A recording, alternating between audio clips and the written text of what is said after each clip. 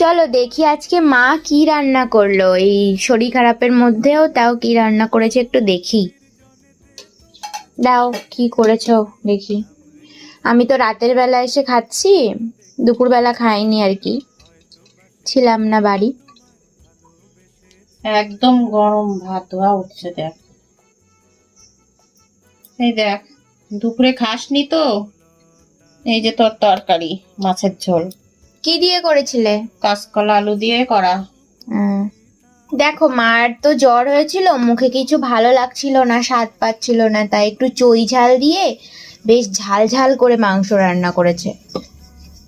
তো দাও, দিয়ে দাও আমাকে একটু।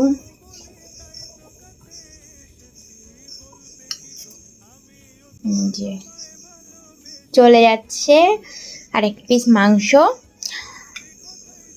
আর চই ঝাল দাও যেটা মেইন। দেবো। 2 পিস নে মাংস আগে, এই নে তোর চই ঝাল। দেখো চই ঝাল চলে যাচ্ছে, আর মনে হয় রসুন দিয়েছিল, রসুনটাও দাও।